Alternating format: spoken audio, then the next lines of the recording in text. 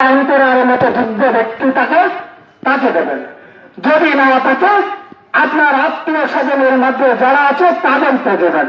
Cow যদি না থাকে প্রতিবেশীদেরকে দেবেন। আমি আপনাদের প্রতিবেশী, আপনাদের কাছে আমি একটু ভিক্ষা চাই। যদি মনে করেন আপনাদের বক্তব্যের জায়গাত হিসেবে আমি আপনাদের প্রতিবেশীকে একবার দিয়ে দেবেন, আমি আপনাদের সেই জায়গাটার মর্যাদা দিতে পারি কিনা। যদি আপনাদের সেই জায়গাটার মর্যাদা না দিতে পারি, আমি ওনা দিয়ে গেলাম, এই মাটিতে আমার খাবার রচিত হবে না। আমার বাবা অনেক স্বপ্ন ছিল ইউনিয়নকে সাজানোর জন্য। আমার বাবার সেই স্বপ্ন আজ আমাকে তাড়া করে, আর সেই স্বপ্নের তাড়ায় আজ আমি নির্বাচনে এসেছি। আমি চেয়ারম্যান না হলে আমার কোনো অসুবিধা হবে না। আমি দুটো হাত দিয়ে বলতে পারি, আগামী 100 বছরে এরকম চেয়ারম্যান জন্ম নেবে না যে চেয়ারম্যান হিসাবের প্রয়োজন আমার করবে। আমি সেই কথাটাও বলতে পারি, এমন চেয়ারম্যান জন্ম নেবে না যে আমাকে ধাক্কা দেখতে পারবে। আমাকে চেয়ারম্যান হতে হবে না।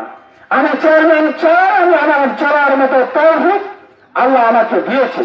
কারণ আমি আমার জীবন জীবন থেকে বারবার শুরু করেছি। আমি দেখেছি আল্লাহর যে মহান মহিমা, আল্লাহর মহান মহিমা আমার উপর প্রতিস্থাপিত হয়েছে। 25 বছরে আমার জ্বর হয়নি, কারণ আমি হারাম খাইনি। আমার একদিন বাকি থেকে আমি হসপিটালে যাই না। আমার এলাকার রোগীদেরকে আমি টানি না। করোনার মৃত্যুবরণ করেছে যে লাশ আমি তুলে করে নিয়ে এসেছি, করোনা আমাকে গ্রাস করে নাই, কারণ আমি হালাল খাই। এদিকে সাহায্য আছে, সততা আছে, নেতৃত্ব আছে, নেতা আছে। সুতরাং আপনাদেরকে বলতে চাই, আপনারা একবার আমাকে আপনাদের সন্তান বলে তুলে তুলে নেন। আমি আপনাদেরকে বেইজ্জতি করব না। আমি আপনাদের অধিকার আদায়ের জন্য আমি আমার জীবন দিতে প্রস্তুত আছি। আর আপনাদের কাছে শেষবারের মতো জায়গা হিসেবে আপনাদের ভোট প্রার্থনা করে আমি আমার সংক্ষিপ্ত বক্তব্য এখানে শেষ করছি।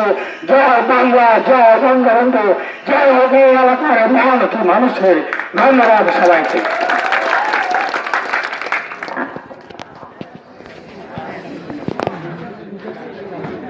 Gracias.